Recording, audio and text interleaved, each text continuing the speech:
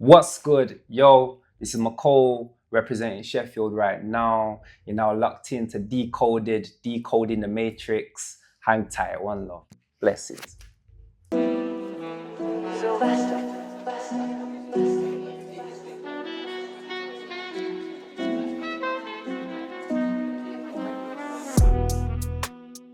If you could have created one piece of art, what would it have been and why?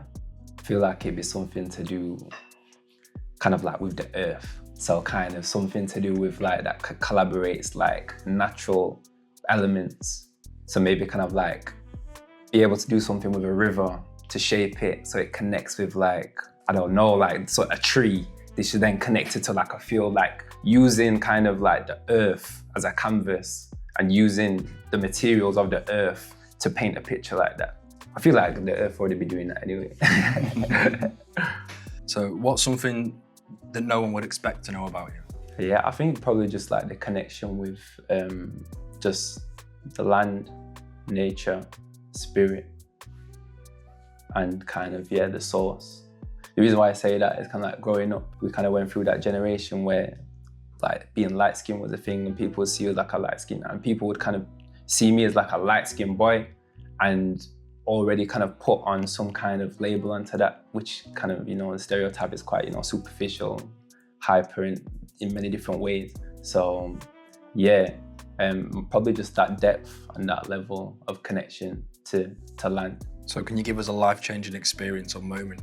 I would probably say I spent a year in Oklahoma. So as part of my university degree in the second year, we get given an opportunity to go and study abroad. And where I went to, so I've kind of put my name on the sheet, and you know, there was places like China, Australia, like LA, New York, and it was kind of like a potluck of who gets selected to go where. So I ended up going to Oklahoma, and yeah, this year was like the most pivotal, kind of just transformational year of my life, because it was the first time that I was living by myself in a different country, in a place which is so different to here.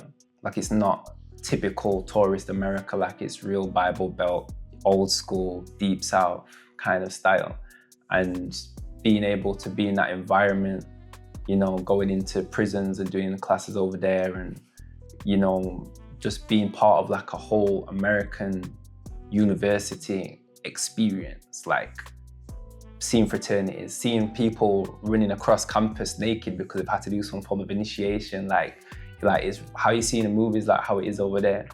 But yeah, for me, it was kind of that time away in a different place, because then I was forced to rediscover who I was, not based on my environment, to kind of go in deeper.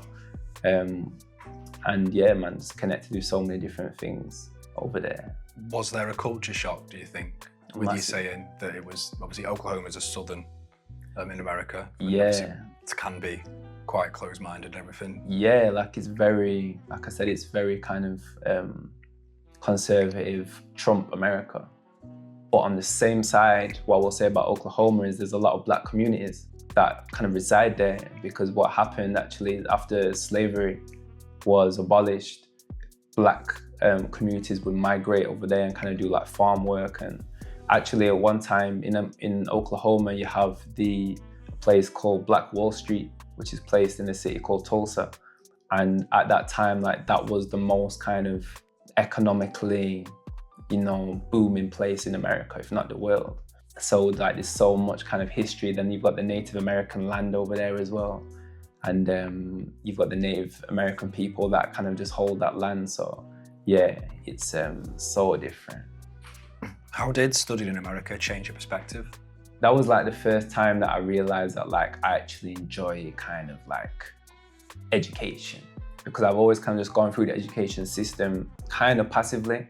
But there, like I was able to, with studying sociology, like being able to connect and apply things that I was learning and seeing it in real life. So for instance, like I was also doing criminology, and I was able to take the class that I did, the module was inside a medium security prison with inmates, people that was in there for like some serious crime, who really had that life, and they're in there for the next 30, 40 years. So really being able to see like the real life, you know, things that I've been learning. It's not just in a textbook, like it's there, like it's happening. So what drew you to studying sociology and criminology? I think just my passion for just seeing the world and just seeing the world in certain ways and understanding like there's just so much layers and depths to what we see, and what we perceive, there's so much more to it. And I guess I think it just comes from as well like my own, so kind of being influenced by kind of indigenous cultures, indigenous worldviews, Rastafari, and understanding how we do kind of live in this system, and there are different factors and structures that shape our lives. Like it's not a equal playing field. So being able to understand those systems, I guess it allowed me to be able to articulate what I was seeing. Have you got any cultural practices from your travels that you've incorporated into your life? I'd probably say yoga. Yeah, like I spent a few months out over in Thailand. This was like a solo travel trip, and for a long period of it, I went to like a yoga and meditation retreat where, you know, you first few hours of the day, just complete silence. You know, we're in the middle of the Thai mountains, rice fields just surrounding us, like a different level of quiet and stillness. And we'd wake up 6 a.m., go to the kind of the place where we do yoga, practice yoga for an hour and a half, no one talking, then do a meditation, then go and have breakfast. And then maybe around lunchtime, people can then say the first word. And just seeing that pace of life and that connection just to self, and just knowing that like how we live this life over here, like this busy rat race, you know, that's not the only way. And we're kind of primed and conditioned to think that just because we're in this society, like, and we're in Europe and it's the most modern place, like this is how life should be lived, and it's not, man. It's not. Like it goes against the natural pace of life and what our ancestors have kind of been used to. So obviously you hear about people traveling Thailand, you don't tend to hear that they've gone on yoga retreats, and you normally hear about partying and beach parties, all this, that and the other. What got you into yoga while you're over there? I think just always having this deeper knowing and connection, as I said, to kind of source, God, universe, whatever you want to call it, and just being able to see how like there's different practices to be able to connect with God. So being raised kind of in a church, like through the church that I was in, you know, the way that worship was done, the way that knowledge was passed on, the way that the religion or the spiritual belief system was practiced was done in a very kind of rigid way. And it kind of just going to different cultures, it just taught me like there's so many different ways to connect with the Most High and connecting with yourself as well. It doesn't have to be a set way. If you had to recommend one wellness practice to everyone, what would it be? I'd just say slow down, man. Like, you know, there's so many different kind of wellness and mindful kind of shit out there, which is all just more time, either a way to kind of make money or a way to kind of just to keep your mind active. And I think, yeah, it's just slowing down and moving at your pace. And when you do that, you're able to get in tune with your body, get in tune with other bodies, other people, and kind of the area, the environment that you're in. So yeah, just slowing shit down. What have you overcome that's made you more resilient? I wouldn't say I've overcome it, but I would say be more comfortable with darkness and understanding that like darkness is just a part of life as light, and knowing that there's neither bad or good in either of them. Like they're just what is, like they're just what they are. And in life, there's times when we're in light, but there's also times that we also have to be in dark. You know, always going back to the earth, like look at the seasons. We're just coming out of winter, the darkest, coldest, deepest time of the year. And then we're transitioning now into summer, and you can't have, summer won't be summer without the winter. You know, light wouldn't be light without dark. So just knowing that they're just a part of life, once you kind of clock that, which is so difficult to do because there can be some real dark places in life. But once you kind of clock that and you allow yourself to be with darkness, then you kind of, that resistance, that fight, that fear can kind of go away a little bit. And then what is there to be scared of? Can you speak more than one language? Not fluently, but yeah, I learned Mandarin Chinese at school. So I know like basic bars in Chinese, Mandarin Chinese. And then, yeah, you know, so many people there from Jamaica, so bringing the patois with it as well. So, and people say it's not a language, a separate language, but it is, you know. What's one thing that shaped you? I'd say school. So I'm from Wincobank, Sheffield, and from an early age, my mum always wanted me to go to a good school because kind of the schools around my area aren't always the best. So she kind of sent me over to a school the other side of Sheffield, very kind of middle class white school. And being in that kind of environment, it was just completely different. And the people, the culture, the way that people spoke, the way that people walked, the places that people go on holiday in the 6-week holidays was completely different to my experience. People was going out, you know, to Australia for 6 weeks in the holidays, and like I'd just be on the park, like, and you know, when you're around, people go like with horse riding on the weekend, I'd just be kicking ball on like on the ends. So I had a lot of experience of being like different to my environment.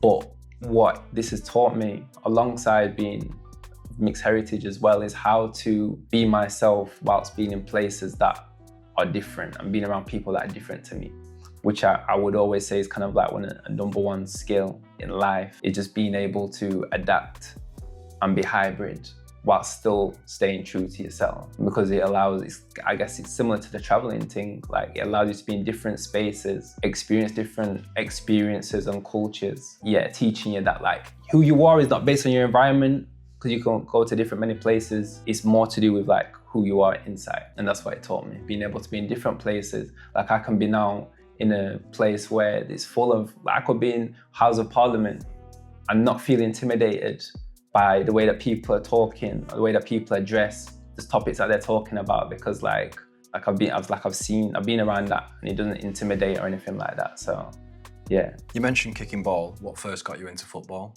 Just my dad, man. Yeah, my dad. My dad used to play football, early ages, going to watch him play football. Raised me to be Sheffield United first and foremost, because we're from Sheffield, but also Arsenal as well, because at the time, like my dad said that him growing up, like that was the only team that had black players. So yeah, just kind of following my dad, and then he got me into football, and then yeah, like he just become the first love of my life. What are you crazy competitive about? You know what, like I wouldn't really say there's much things that I'm competitive about, because I don't really feel much competition, and I don't even mean that in like a mad egotistical way, but just knowing say that like my journey is this journey, your journey is the next journey. And if it's meant for me, or if it's meant for me, if it's meant for you, it's meant for you. As long as I know that I'm staying true to who I am and I'm kind of carrying myself correct, then there's no competition, because then like if you're moving with spirit, you're moving with source, what is the competition to that? Like there is no competition, so just staying true. If you could have gone pro with football, which club would you have wanted to play for? Just Arsenal, man. Yeah, Arsenal Football Club. How would you think they're doing this season? It's the same that it was the same way that they were doing last season, the season before that. Like, you know, yeah. I'm a very critical Arsenal fan. So like, yeah, we're just not stepping up, man. What is it that Patrice ever said? Being an Arsenal fan's like being a Netflix fan. You're always waiting for the next season. I can't even argue with that, bro. Yeah. So what inspired you to start Groundation? Yeah, Groundation, healing for the nation. Groundation is a healing justice organization, which basically is a community group that is centered towards the healing of the Black community in our area, which is Sheffield. And it was inspired by understanding that our people, our culture, our community that we're in, like we're in deep need for healing. And it's not until that we heal that we're gonna be able to feel the level of liberation that we're wanting. That can't be done without healing, not just our kind of traumas and what we've been through, but things that have been passed on ancestrally from centuries and centuries of time. So, and it has to start with self. So understanding that, and then also like having just this longing for more community in Sheffield, in particular with the Black community. Like even yesterday, me and Dom and Lala, we went over to a 9 night, and because someone had sadly transitioned, and there was like hundreds of people of the same generation together, like laughing and joking, drinking, playing dominoes, holding a time. And that level of kind of community we don't really have in my generation now. And that is just so important, because you have this saying in Akan language called Ubuntu, which basically translates to I am because we are. And community is at the center of who we are. It's the heart of who we are. We're not individuals, we are part of a wider collective. And that's what I want to bring back, that's what I want to bring in my lifetime. Kind of already answered this, but what, if anything, should we bring back from our grandparents' generation? Yeah, community, as mentioned. But I would also say the resilience from my grandparents, coming from, speaking about my Jamaican grandparents, like the resilience and resistance that being part of like a winner's generation, you needed to have in order to survive. But I think also I don't know what the word is, but like this freeness to just live life. I always feel like that generation always have those crazy stories where they did this or they hitchhiked over there and they went over there, just that freeness. What does healing justice mean to you? So healing justice means it's a form of social justice which serves towards equality through the mode of healing, understanding that the inequality that exists in society right now harms us and traumatizes us, and as a way for us to balance ourselves, balance in the world, we have to heal. We can get into it. So if you think about let's say a social justice idea would be to, have all politicians Black and from ethnic minoritized backgrounds, and to own nuclear weapons and to own the stock market. If we had people in those positions of power which already had whole heaps of trauma and conditioning based on a white supremacist world that we live in, all that we're going to do with such power is perpetuate those same fuckeries, if not higher, because we arguably are more traumatized. So first of all, we have to kind of start from self and begin with self and begin healing ourselves and others that are around us. And from there, that's when we'll be able to kind of get to a level of social equality that we've been longing for a long time. You mentioned balance. How do you balance activism with self-care? They're the same thing. Yeah, they're the same thing. If you're involved in activism work, it's quite rough and you can burn out easily. And it's just understanding that in order for you to be the most efficient and have the most impact, you need to be 100 and starting from self. What's been the most powerful moment in your work so far? I think doing a PhD, that was quite a highlight of the work, being able, and not even to say that going to university is the best thing to do. I don't think education, that high level education is for everybody, but being able to kind of be in these spaces and learn certain knowledges and be around certain people that are kind of just really looking into things and researching things, and being able to kind of share my knowledge but through research, that's been a highlight. And I think also I also do youth work with young people that are involved in serious youth violence, oftentimes people that are in care or been excluded from school or on the fringe of going into jail, and just being able to kind of just have an impact on their lives and seeing how certain things that I've taught them, certain sayings or certain just ways of carrying myself has rubbed off on them. And that's what I'm here for, man. So you mentioned you did a PhD, 2 questions within one. What was your research question and what inspired you to do a PhD? So my research is centered around researching racism within schools, in secondary schools, and looking at the ways in which racism impacts the mental health and the well-being of Black students. Understanding racism not as just a structural thing or just be calling somebody a derogatory word, but also trying to understand the ways in which racism has an embodied impact on our bodies. So looking at the way that racism impacts the way that we walk, the way that we talk, the way that we breathe, the way that we dress, our hairstyle, and looking at the physical impacts of that. What's one change you'd like to see in schools to better support Black students?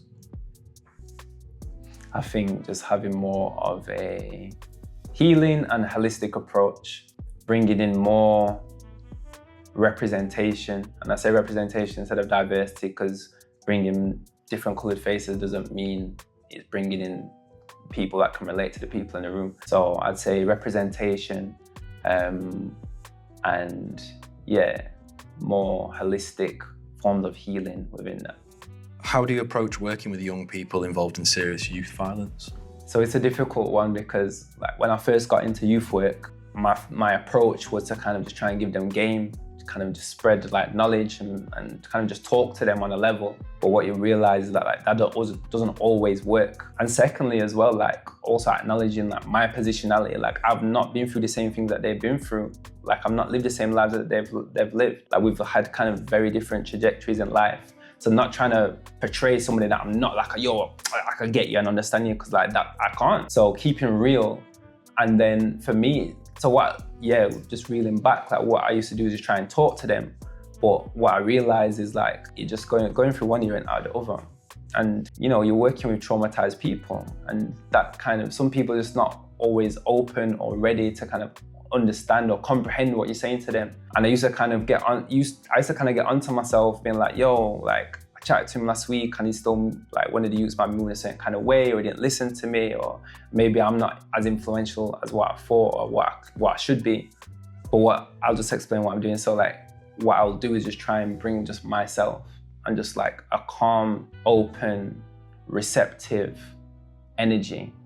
And if I can spend maybe, you know, a few days with them in the week and they're just around my energy, seeing the way that I move, and I don't have to really say anything, but they can just feel my spirit, like that does more and says more than me trying to chat to them on a level, because it's like actions speak louder than words in them situations. What does your downtime look like? Downtime looks like, yeah, just being out, being in the sunshine, listening to music, doing exercise. I love calisthenics, and working out. Yeah. Are you a morning or a night person?